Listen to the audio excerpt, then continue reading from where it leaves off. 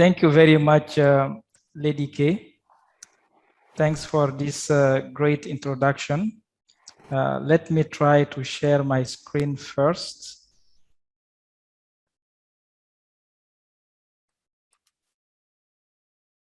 Hope you can all see it. Yes. Great. I can. Okay, excellent. Thanks, Femi. So it's a great pleasure to be part of this program and to talk about some of the opportunities offered by AGOA. During this presentation, we will talk about AGOA's objectives, benefits, as well as eligibility criteria. In addition to that, we will also mention the export to the US in terms of figures, as well as the opportunities available for African products. And we will conclude this presentation with the kind of support available at the USAID Trade Hub. So the African Growth and Opportunity Act, AGOA, is a US trade preference program originally signed into law in May 2000. This program is focused on the sub-Saharan African countries, as you can see it on the map here. The main objective of AGOA is to promote increased trade and investment between the US and sub-Saharan African countries. In 2015, AGOA was extended for a decade, so to 2025, in order to enhance eligible sub-Saharan African countries to access to the US market in order to stimulate economic growth and development. This act, AGOA, has some benefits. AGOA builds on the GSP to allow more than 6,500 tariff lines to enter the US market duty-free. These products include 1,800 products that are import sensitive in the US and not eligible under another trade preference program such as GSP. Among this type of products, we have, for example, the apparel and the textiles goods.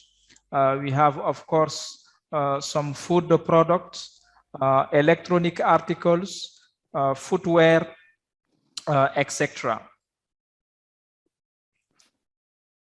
Now, there are some requirements before a good can receive a duty-free treatment in the US. Those requirements are very easy to meet. The first one is that the country of origin of the good must be AGOA eligible. I just mentioned that AGOA is focusing on the sub-Saharan African countries, and this year in 2021, there are 39 countries eligible for AGOA benefits.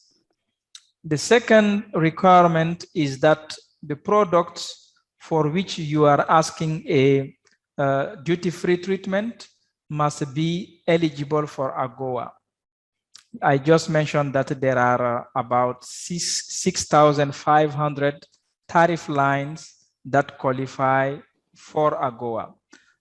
If you want to check if your good is among those, you can go on agoa.info website, where there is a database of all AGOA eligible products, and you will be able to check whether your good is AGOA eligible or not. When your good is AGOA eligible, this good must meet the requirements of the rules of origin. The objective behind the rules of origin is actually to make sure that goods that are requesting a duty-free treatment under AGOA have a local content of AGOA eligible countries. So in this case here, there are generally two situations. In the first situation, the raw material that you are using to produce your final good are sourced from an AGOA eligible country in sub-Saharan Africa. In this case, your goods are meeting the requirement of the AGOA rules of origin. In the second scenario, your company is importing raw material from a third country, meaning from a country that is not AGOA eligible. That is possible as soon as you are able to process substantially your raw material and then to justify on the final product a value addition of 35%. Once these two rules are met, your goods are meeting the AGOA rules of origin. And when now your goods are ready, you have processed, you packed your goods, it's time to export, you must ship your goods to the US directly, which means actually your good must not enter in the commerce of a third country. And on the export documentation, US should be designated as the final destination of the goods. And finally, when your goods arrive at the US port of entry, the importer or its representative, meaning the customs broker, must claim AGOA duty-free treatment when filling the customs document, when filling the customs entry. So these are the general requirements for a good to receive the AGOA duty-free treatment. In addition to these general requirements, when we talk about garments and the textiles, there are, let's say, additional requirements, especially for countries that are eligible for AGOA. This requirement is that an AGOA eligible country must establish an AGOA textile visa arrangement between the country and the US government. The objective of that is to prevent illegal transshipment and the use of counterfeit documentation. And this visa arrangement will also establish effective enforcement and verification procedure. The objective behind this is to prevent illegal transshipment via AGOA eligible countries that can export to the US this kind of good duty-free. And we know that textiles and the garment is a very sensitive industry in the US.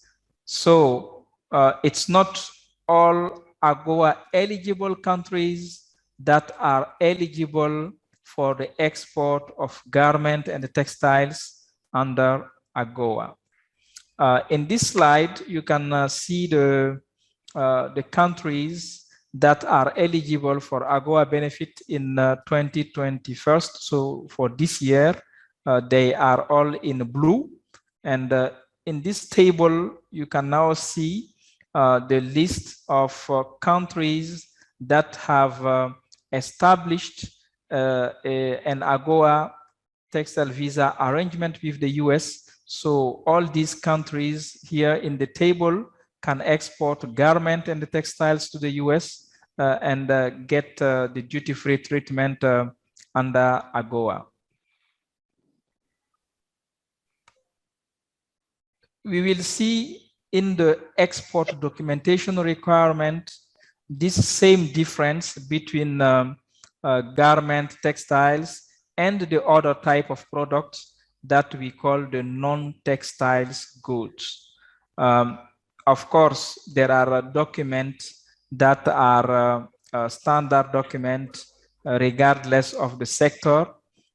For example, the commercial invoice, the packing list, and the transportation document, hold on. the bill of lading or the way bill. These documents are consistent regardless of the sector, of the nature of the good. But the difference will start with the certificate of origin. When we take the textiles and the garments, these goods will use a specific and a special certificate of origin that is called the AGOA Textile Certificate of Origin.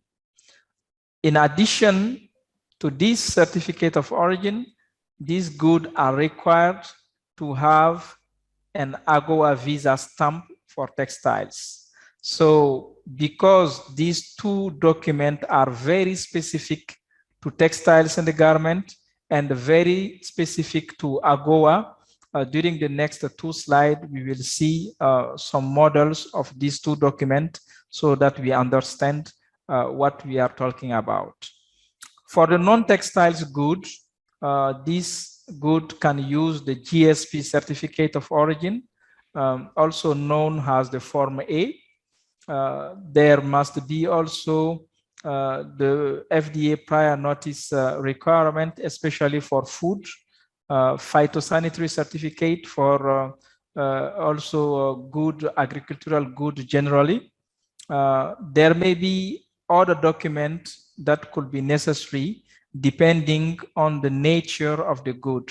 For example, import permit for some kind of raw agricultural products, HACCP certification requirement for some, let's say, food items such as juice and also seafood and so on. The additional document we are talking about for the garment and the textiles, the first one is the certificate of origin.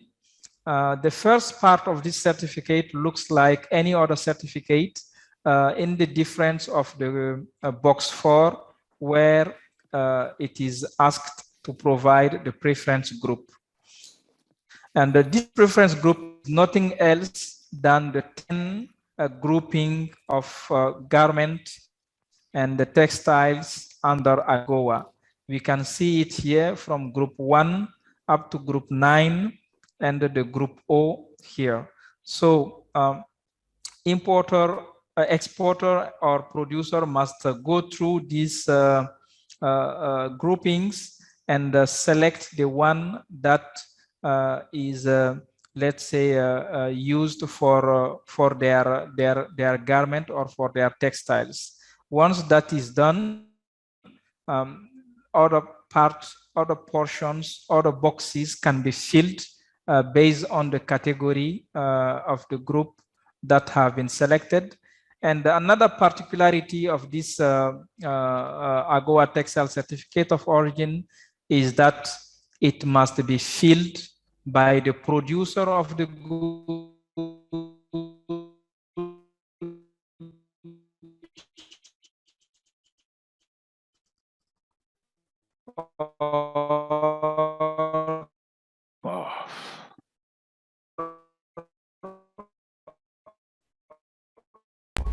by the exporter.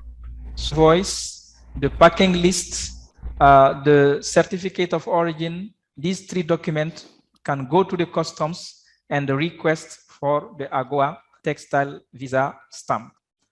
This visa stamp looks like this. This is a model. It's a circular stamp, blue ink, with 5 required informations, such as a visa number, a grouping, the quantities, the signature, and the date of issuance. These are the 5 required information. This visa must appear or must apply in front of the commercial invoice. So it's on the commercial invoice that the visa will be affixed, and it must be signed by an authorized customs officer. Please remember that this visa stamp requirement is only for garment and textiles, not for other non-textiles goods such as food items. Now let's see here the leading export sectors under AGOA. We can see that there are several sectors that are benefiting today from the AGOA duty-free treatment. And something very encouraging that we are seeing these last 2 years is the fact that apparel and accessories has become the first export category under AGOA duty-free treatment. Before it was oil and the gas, and that sector is now at the second position due mainly to the decrease in the prices of the oil and also in the decrease in the quantities of oil exported from sub-Saharan African countries. Apart from these two sectors, we can see also transportation equipment, we can see primary metals, chemicals, food, agricultural products, leather product, etc. So several sectors. Also, in terms of leading exporters under this trade preference program, we have this year South Africa leading at the moment, and we know that South Africa has a very diversified export products such as transportation equipment, primary metal, but also agricultural goods such as fruit and nuts. At the second position, we have Nigeria exporting mainly oil related products, but something encouraging is that we are seeing an increase in the agricultural product export from Nigeria. From year to year, there are substantial increase. We can also see that Kenya is exporting a lot, mainly garments, like Ethiopia, and Angola is exporting mainly oil like Nigeria. And you can see other countries also exporting to the US under AGOA. Since apparel and textile is the leading sector, I thought it will be good to give you an idea about the value of export from sub-Saharan Africa to the US. And you can see that in 2019, sub-Saharan Africa exported about 1.4 billion US dollar of garment and textiles to the US. We have seen some decrease in 2020, mainly due to the COVID-19 situation, but still it was up more than 1.2 billion US dollar.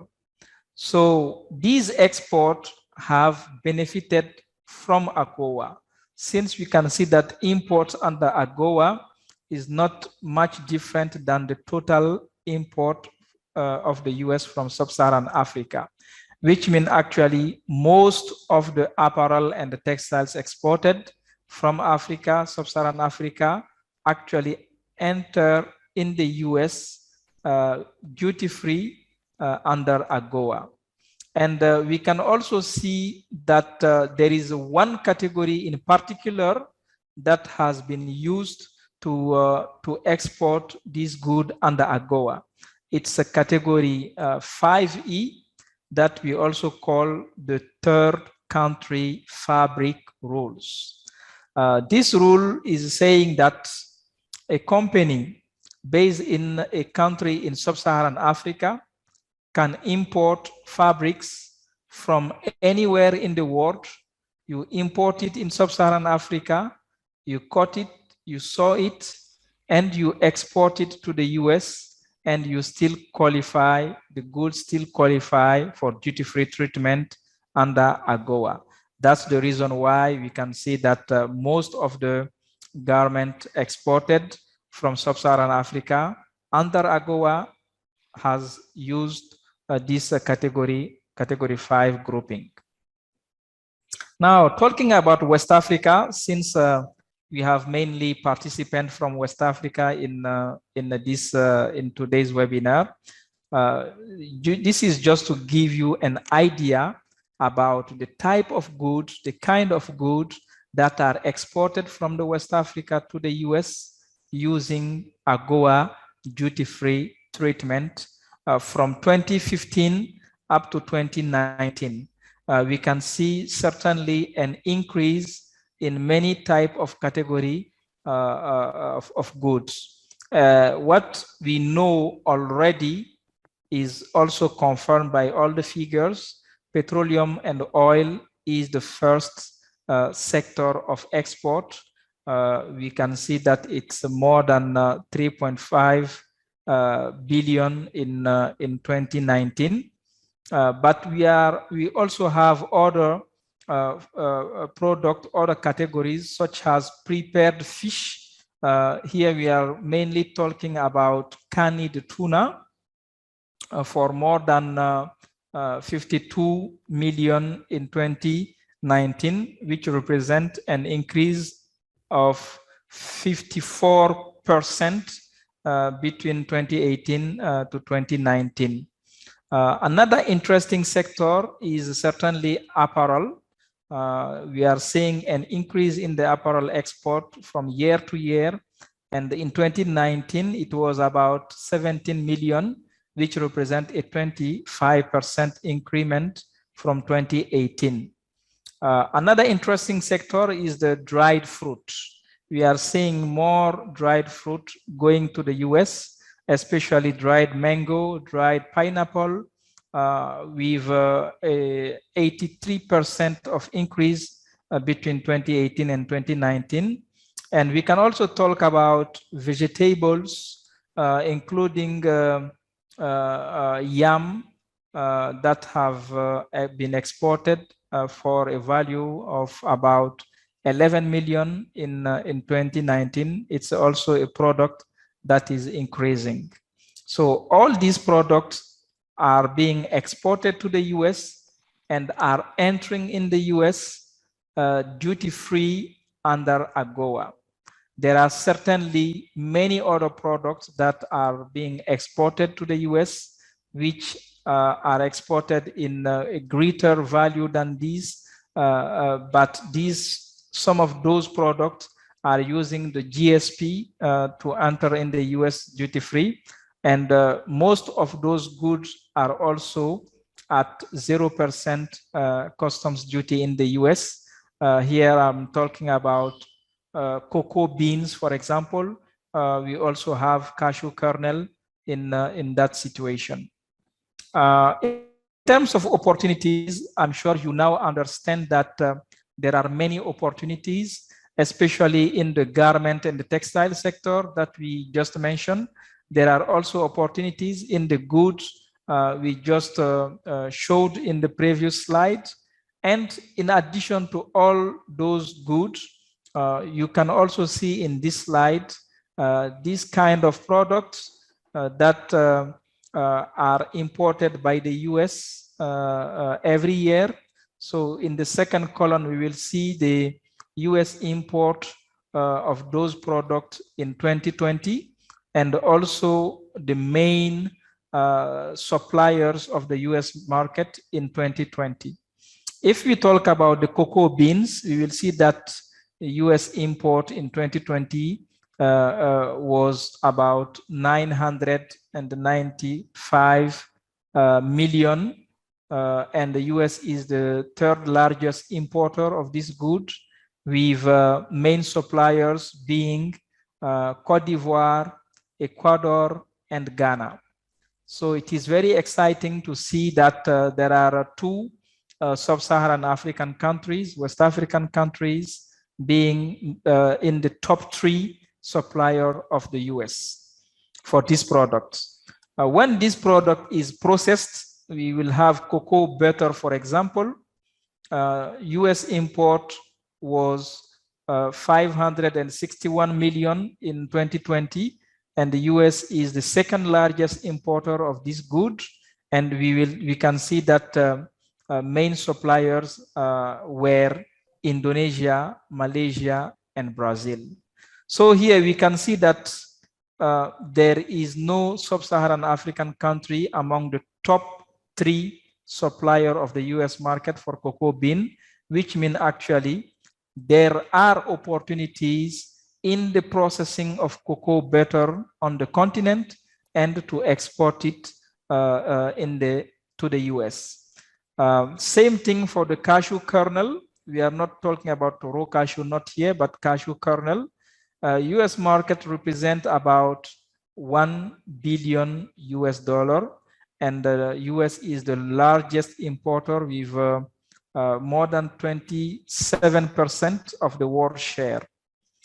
We can also see that main suppliers were Vietnam, Brazil, Indonesia, while we know that West Africa or Africa in general represent the first supplier of raw cashew nut. Here too, there are huge opportunities to process raw cashew nut in Africa and export it to the US, US being the largest importer.